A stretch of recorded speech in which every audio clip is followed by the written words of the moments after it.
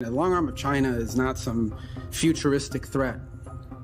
It's already here. Maybe you haven't heard, but some of the most iconic American brands are actually owned by Chinese firms. And some of these Chinese firms are linked to the Chinese regime or serve its strategic goals. In this special episode, we look at 6 American companies whose ownership has sparked controversy. The CCP's fingerprints are on your screens, in your grocery stores, and in companies holding technology critical to this country's national security. Today, the Chinese Communist Party has more control over what Americans can say, what we can hear, what we can read, what we can watch, than any foreign government has ever had in our history. Check out our latest special report on Epoch TV to learn more. Welcome to China in Focus. I'm Tiffany Meyer.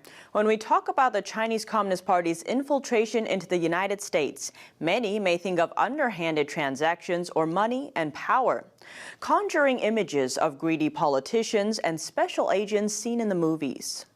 While those cases do exist, the word infiltration is actually closer to real life than most seem to think. The CCP's footprint is on your screens, in your grocery stores, and even in your go-to products and companies.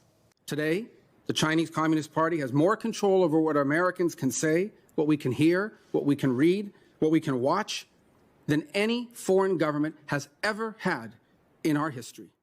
The Chinese regime exerts that influence on the lives of average Americans, not through secretive methods, but through out in the open, legitimate business acquisitions or market expansions. In this special report, we look at some of America's household name brand companies owned by Chinese firms and linked to the Chinese regime.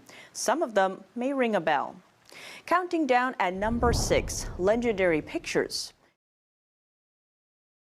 If this doesn't sound familiar to you, how about Inception, Batman, or Interstellar? Legendary is the film production company behind these blockbusters. Some of them contribute to the very definition of the American superhero. But in 2016, Legendary was acquired by Chinese billionaire Wang Jianlin. Once designated by Forbes as China's richest man, Wang is a former member of the Chinese military.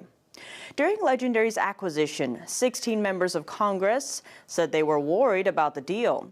They wrote a letter to the government agency overseeing it, explaining Wang is close to some of the most powerful of Beijing's politicians, and that his takeover of a major U.S. entertainment company could encourage foreign propaganda influence over American media.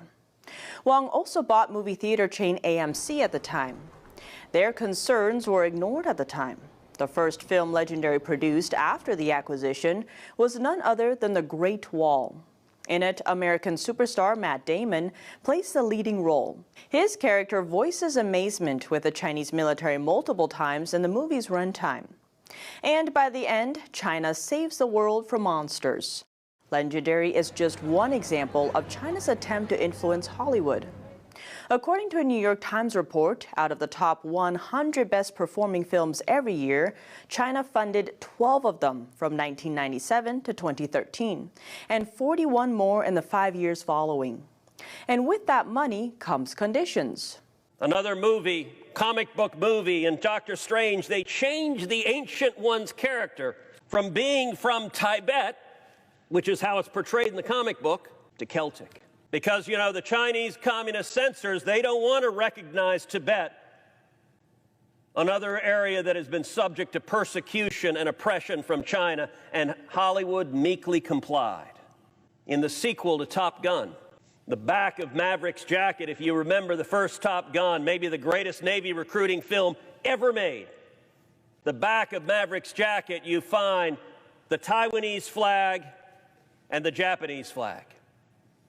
The Chinese censors didn't like that,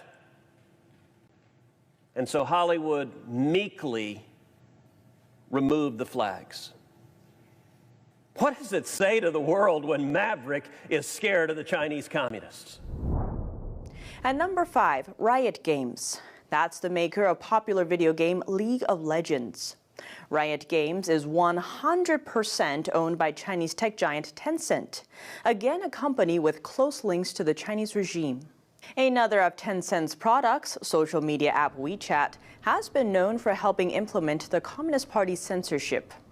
Research by the University of Toronto found that the app's surveillance and censorship targets users not just in China, but around the world, banning them from talking about Hong Kong, Tibet, Falun Gong, the outbreak of the pandemic in China, and many other topics the CCP deems sensitive. Experts worry that the Chinese regime can use Tencent's gaming studio to export Beijing's values. One told CNBC that gamers may expect to see more titles where the good guy is Chinese and the bad guy is from the West. Tencent also owns a smaller stake in gaming company Blizzard. In 2019, Blizzard issued a year-long ban to a player who yelled a slogan supporting Hong Kong pro-democracy protesters during a competition live stream. The game developer also withheld prize money the player would have earned from the competition. To watch today's full special report, click on the link in the description down below. Now we turn to today's daily news. China's new ambassador to the U.S. had an in-depth meeting with the U.S.'s Deputy Secretary of State. The ambassador has a reputation of being very assertive. And during the meeting, he reportedly told his counterpart Taiwan is the most important issue in U.S.-China relations. NTD's Don Ma has more. A high-level meeting between the U.S. and China in Washington Thursday, between U.S. Deputy Secretary of State Wendy Sherman and China's new ambassador to the U.S., Qin Gang. Qin tells U.S. media outlet Radio Free Asia the atmosphere during the meeting was pleasant.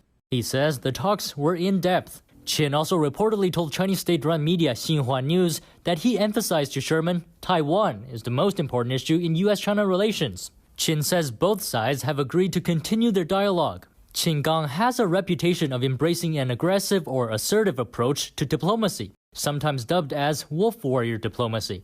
A recent example was seen earlier this year. A German reporter asked Qin about China's wolf warrior diplomacy. He responded saying countries that smear China are evil wolves. Some countries, some people who baselessly smear and slander China without any bottom line. These people are even worse than wolf warriors. They are evil wolves. Qin's assertive demeanor dates back to even the Obama administration. President Obama gave a speech saying the U.S. would remain the world leader for the next 100 years. Soon after, at a Chinese Foreign Ministry conference, Qin responded. He said, "It must be nice to be the boss of the world. China was once the boss of the world for more than a century." Late last month, Qin replaced China's former ambassador to the U.S., Cui Tiankai. Cui was the longest-serving Chinese ambassador. Don Ma, NTD News. The U.S. seems poised to take stronger steps to combat threats from Beijing. The CIA is reportedly considering proposals to create a mission center for China. Bloomberg says unnamed sources told him the move is meant to help the U.S. gain greater insight into Communist China, the U.S.'s top strategic rival. The proposed mission center would be independent of the CIA, but it would still be able to use the agency's resources. The outlet says sources told them the center would also make it easier to secure resources, including the team's size, funding, and high-level attention for China-related activities. It's reportedly part of a review of the CIA's China capabilities by its director, William Burns. He says China's leadership is adversarial and predatory, and says Beijing's goal is to replace the U.S. as the world's most powerful and influential nation. Burns told NPR the CIA's broader China review is looking at whether to deploy China specialists to global locations, which was part of their approach in the Cold War to counter the Soviet Union. The proposal comes as senior U.S. officials increasingly raise concerns over China's spying ambitions. As FBI Director Christopher Wray said last year, Americans find themselves held over a barrel by the Chinese Communist Party. He referred to Chinese tactics from cyber espionage to threats against Chinese people in the U.S. Critics question the CIA's capabilities in handling China. A 2017 New York Times report alleged China killed or imprisoned more than a dozen CIA sources over 2 years, starting in 2010. And it said Beijing crippled the CIA's intelligence gathering efforts in China. A House Intelligence Committee official reportedly declined a comment, but told Bloomberg they were pleased to see the agency is reviewing its approach to China, and they're looking forward to seeing the results. Severe flooding in China's Hubei province following heavy rain on Wednesday and Thursday. China's state-run CCTV says more than 20 people are dead and over 8,000 are affected, though we cannot independently verify the numbers. Chinese newspaper Hubei Daily says dozens of reservoirs in Hubei's Suizhou city are beginning to overflow, and at least one is discharging water. Parts of the city saw floodwater levels rise up to 11 feet. Communication lines and power supplies were disrupted. Many residents took to Chinese social media platform Weibo to seek help. They are saying floods swept through their district overnight. Many seniors and children were at home while their parents were working outside. China's Meteorological Center says more rainstorms and floods are expected in areas along China's Yangtze River. China will give over $6 million in aid to Myanmar's military government. The military government overthrew the country's democratic government in February. Critics are likening China's move to supporting a violent coup. An agreement of the transfer was signed on Monday. The funds will go to projects such as agriculture, science, and tourism. It's a sign further cooperation is likely between the two countries. During the takeover, the military government turned to killing and imprisoning their opponents. Western countries have condemned the coup and levied sanctions. But Beijing has taken a soft approach, saying it is Myanmar's internal affairs. The Chinese transfer comes after the U.S. announced $50 million in aid to help Myanmar's pandemic prevention efforts. But unlike China's aid, the U.S. money will not go to the military. It will be given to international and non-governmental organizations. The Russian defense minister praised military cooperation between Moscow and Beijing and suggests it could develop further. He flew to China for joint military drills involving more than 10,000 troops. The joint drills ended today and were watched by other nations for signs that the Chinese Communist regime and Russia are expanding military ties in allegiance against the West. Russia and the Chinese regime have conducted joint drills since 2005. But the Russian defense minister noted that it was the first time the Russian military has taken part in an event of this kind in China. A Russian newspaper said the drills also marked the first time Russian soldiers used Chinese weapons. China is also Russia's biggest trade partner. Russian Railways said the first railway bridge between Russia and China would soon open. Pakistan's foreign minister offers new details about an explosion last month in the country. The bombing in the northwestern region of Kohistan killed 9 Chinese workers. The minister says Indian and Afghan intelligence agencies were behind the attack. At a press conference on Thursday, Pakistan's foreign minister accused India and Afghanistan of backing a suicide bombing last month. The explosion hit a bus, killing 9 Chinese workers on their way to a dam construction site. The minister said Pakistani Taliban militants, known as TTP, carried out the attack. He named 2 intelligence agencies as being behind the perpetrators. As per our investigation, Afghan soil was used for this incident. As far as its planning and its execution is concerned, we are seeing a clear nexus between NDS and RAW.